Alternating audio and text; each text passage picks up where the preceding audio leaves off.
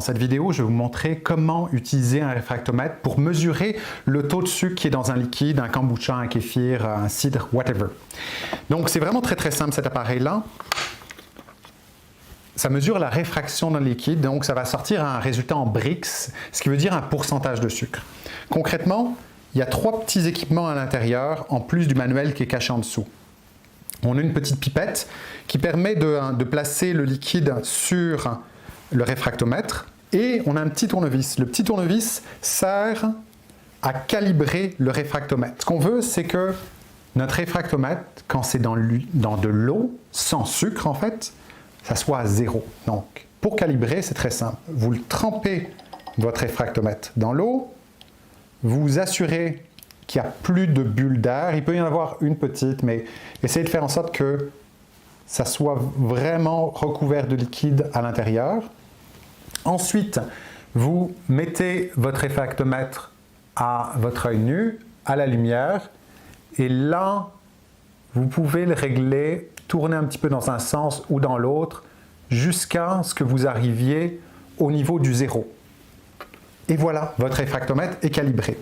Essayez de faire en sorte que le liquide que vous avez mesuré est à température pièce, pas trop froid, pas trop chaud, sinon ça peut jouer un petit peu, même s'il est ATC, il est fait de la correction au niveau des températures, c'est pas l'idéal. Donc essayez d'avoir un liquide qui est proche de la température de votre eau et de la température ambiante.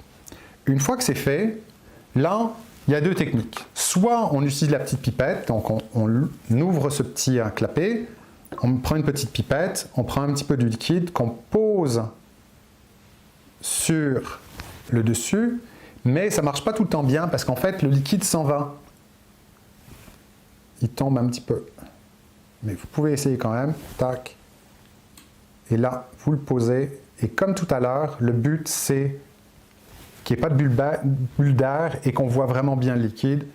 Et ensuite, on mesure.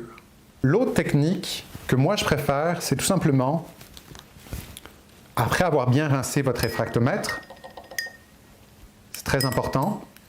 Si vous voulez vraiment être très perfectionniste, prenez de l'eau distillée, mais de l'eau du robinet généralement fonctionne bien pour les usages de la maison, mais si vous êtes dans un laboratoire, vous ferez des choses bien plus complexes. Donc là, vous le trempez directement dans le liquide, et ce qu'on fait, c'est qu'on le recouvre directement, et là, on tapote un petit peu dessus.